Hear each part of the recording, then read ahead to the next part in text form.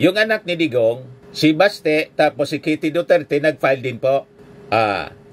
Ang prayer, i-produce yung kanilang ama, ibalik dito sa Pilipinas. Wala pang desisyon. Niyan sa raffle pa po. O raffle. Yun ang hintayin natin. Kung ano. Ito naman po yung bago naming product na binibenta online. iGlow Serum Whitening po siya. Tingnan ninyo yung epekto sa aking anak na architect before and now. Yung mga inquiries po ninyo, dumiretso na lang kayo sa kanyang Facebook account, Riz Maravillas. Yung petisyon ni Panelo sa Supreme Court po para sa TRO, sa pagka-aresto mga kababayan ni Digong ng ICC, ng Interpol, sa warrant of arrest issued ng ICC, denied po.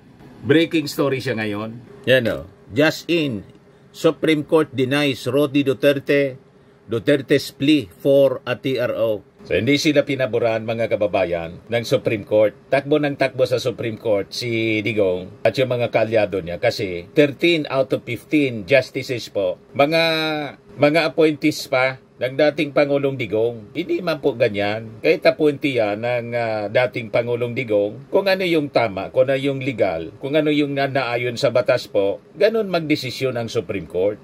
Yan sa report ng Abogado News, 13 of 15 Supreme Court justices appointed by Rodi, will they deliver the ruling he needs?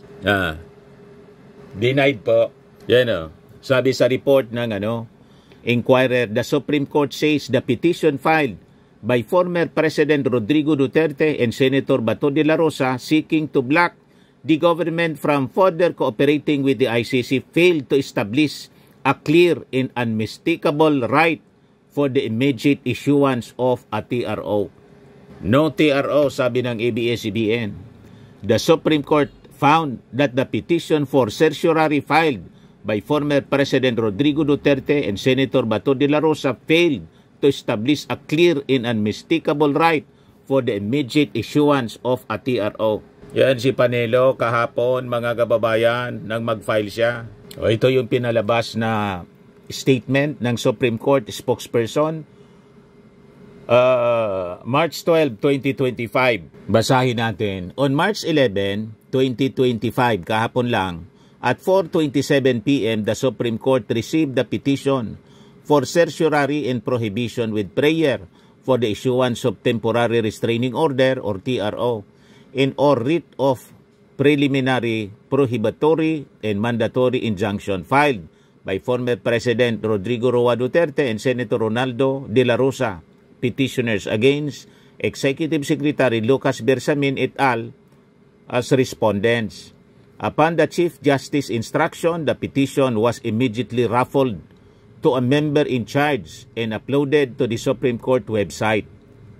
The Supreme Court also noted the very urgent manifestation with a reiterative prayer for the issuance of a TRO and or writ of preliminary injunction, which was electronically received at 11:17 p.m. that same day.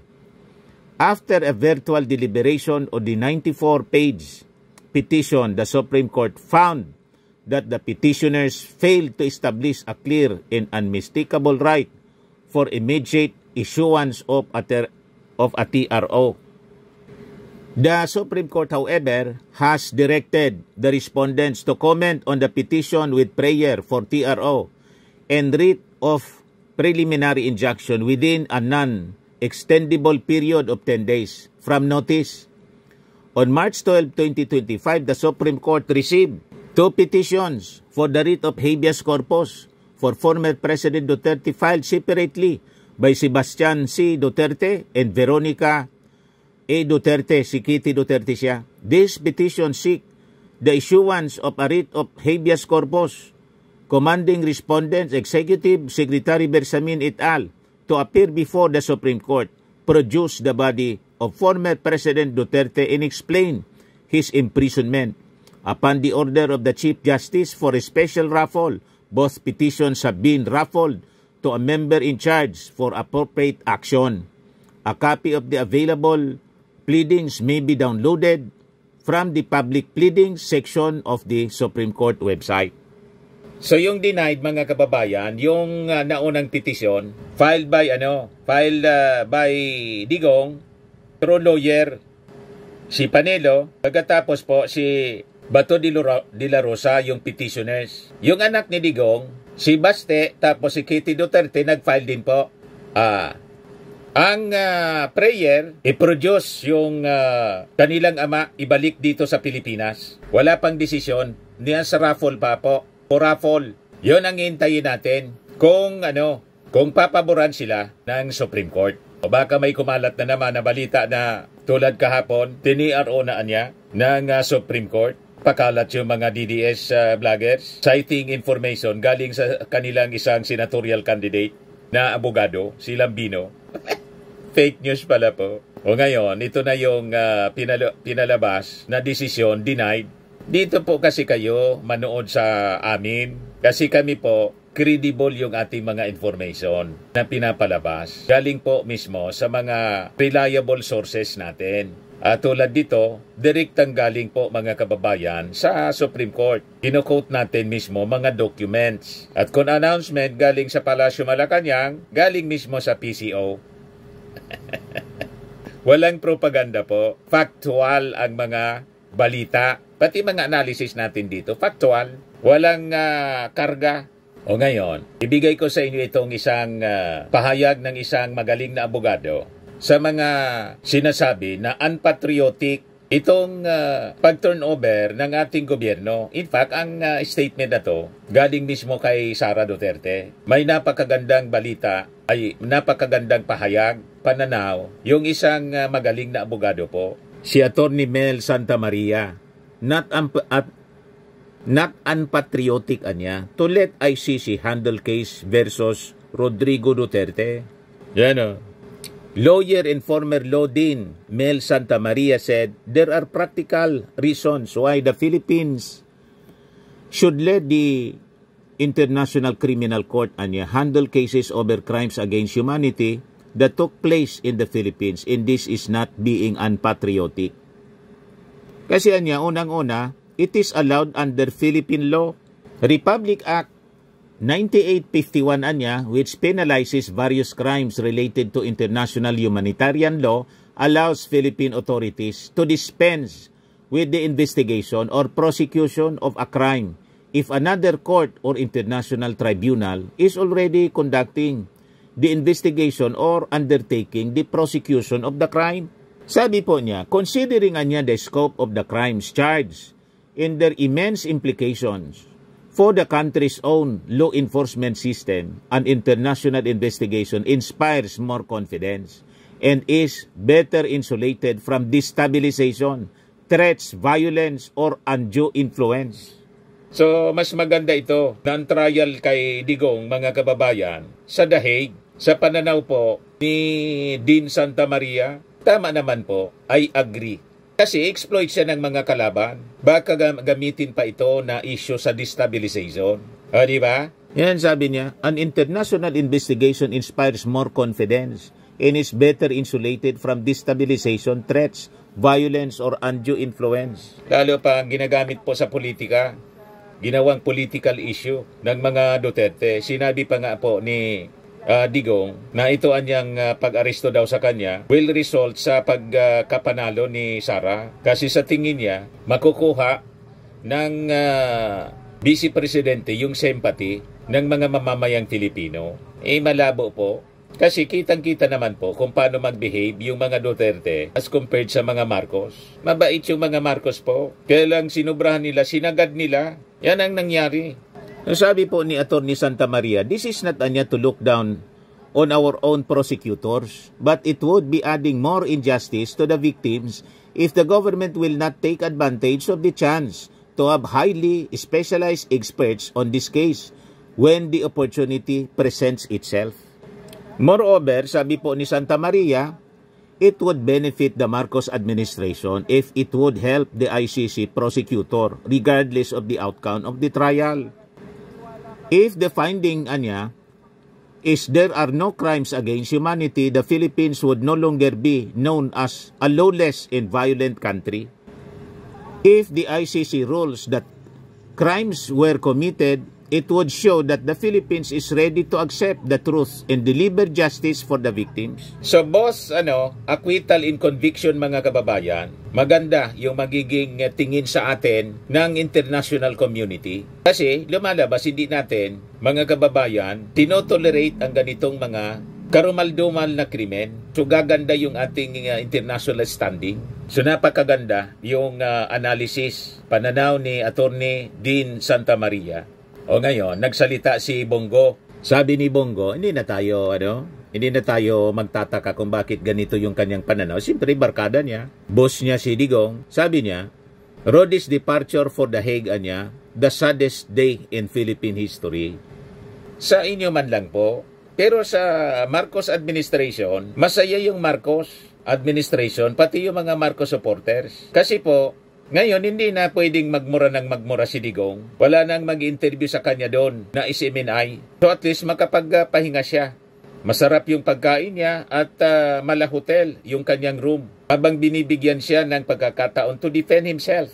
So mabawasan yung gulo dito sa Pilipinas. -1 na po. Pag na-impeach pa si Sara at saka nadamay siya dito sa ICC case with Bato in Bongo, yung nanggugulo po na mga maisog politicians na barkada ng China na nanggugulo dito sa West Philippine Sea, di at least mananahimik na po. Magkakaroon ng katahimikan dito sa Pilipinas. Kasi yung mga Pinklawan, Dilawan at Pinklawan, siya na yung ka-unity ngayon ng ating administrasyon.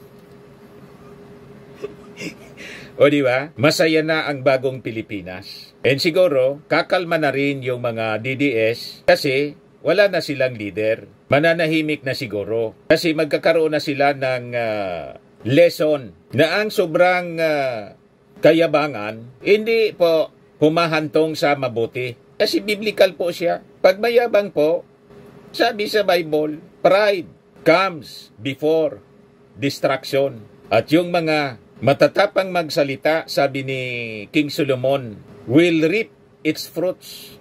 Ganon. Pero kung halimbawa, patuloy silang manggugulo, kakaharapin nila yung batas. Pero wala pong tukhang EJK. May due process po. Tulad ng due process na ibinigay kay Digong. Kaya yung sinasabi po ninyo, Senator Bongo, na SADES, marami pong natuwa. Isa sa mga natuwa, itong nanay ng drug war victim na si Dalia Cuartero, sabi niya, walang katumbas ang saya. Ang nararamdaman ko ngayon kasabay ng pagluha dahil sa saya sa pagkaaresto kay Duterte. Kaya, I beg to disagree, Senator Bongo. Kasi sinabi po ninyong saddest day in history ito. Sa party po ninyo, tama kayo sa party ninyo. Pero sa mga mamamayang Pilipino, lalo na sa mga biktima, ito yung pinakang masaya. Ito pa, sabi ng isang AJK victim, yung family wife of AJK victim, sabi niya, buti pa siya, inaresto, yung asawa ko binaril agad. Yan sabi po ni Jen Lee, wife of AJK victim, Mikey Lee. Kaya nang mahuli si Digong, maaresto po, sabi niya, sabi ko na lang, sa wakas ito na yung matagal ko nang hinihintay at matagal nang hinihintay ng pamilya, ng mga pamilya. Ayan po sila, napakarami. Ito naman yung uncle ni Kian de los Santos. Sabi niya, mapalad ang ating dating Pangulo dahil nabigyan siya ng pagkakataon na ipagtanggol ang kanyang sarili. Ang aking pamangkin ay hindi na dinala sa korte. Ang daming akusasyon ay binato tapos pinatay. Hinintay ito ng pamilya. Hindi lang ito para sa amin. Para rin ito sa mga pamilya ng naging biktima. So, naintindihan mo na po, Senator Bongo. O ngayon, mapalad pa kayo. Tama itong mga kapamilya na naging biktima ng AJK. Kasi kayo, binigyan ng due process. Si Digong binigyan ng due process. At halimbawa, lumabas na rin yung warrant of arrest laban sa inyo kay Bato et al. At least, may pagkakataon kayo na idepensa yung inyong sarili. At halimbawa, ma-acquit kayo, di malilinis yung inyong pangalan, pwede kayong bumalik uli sa politika para maglingkod sa ating mga mamamayang Pilipino. O di ba ganon? Tulad ni Laila de Lima na nakulong for almost 7 years. Ngayon, kandidato na naman po. party list representative candidate ng mamamayang liberal.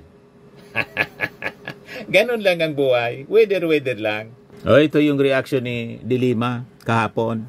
Ngayong araw natibag ang unang bloke sa kariang ginawa ni Duterte. Masalimuot ang landas tungong hustisya, ngunit sa dulo, lagit-lagi itong mararating. Kaya ngayong araw, nabuksan ang sugat ng lahat ng pinahamak, pinatayan, sinupil at ginipit. Nakakapagod, ngunit ganoon lamang talaga yun. Ilang taon ang ating nilaan para makita ang unang pagbagsak. Bukas, sisimulan natin ang tuluyang pagguho ng hustisya, inustisya. Laban lang, sabi po ni Laila de Lima. At itong ating programa, mga kababayan, atin sa inyo nitong ating mga sponsors. Firmax Firming and Lifting Cream. Pinapay po sa mga pulses in affected area. Mainam po ito sa mga pains at paninigas ng mga kasukasuan. Ito sa mukha naman yung application, anti-aging, Automax po siya. Ito ay Glow 60 mga kababayan. Whitening po siya. Made in South Korea. Ito naman po, Ningxia Red Mix Fruit Drink. Gawa po siya sa goji berry. May anti-cancer properties po siya. At sa mga nagana po ng malinis and spacious fitness gym, pumunta lang po kayo sa aming Colossal Fitness Gym. May Grab ka rental din po kami. At bills payment po sa aming office. At saka sa mga mahilig po sa mga imported bags, manood po kayo sa live selling ni Madam Aileen Rosales sa kanyang Aileen Closet po. Pati mga shoes, ito yung kanya po. Ito yung kanyang page. Kita ninyo, napakagandang mga online selling po siya. Si Madam Aileen Rosales.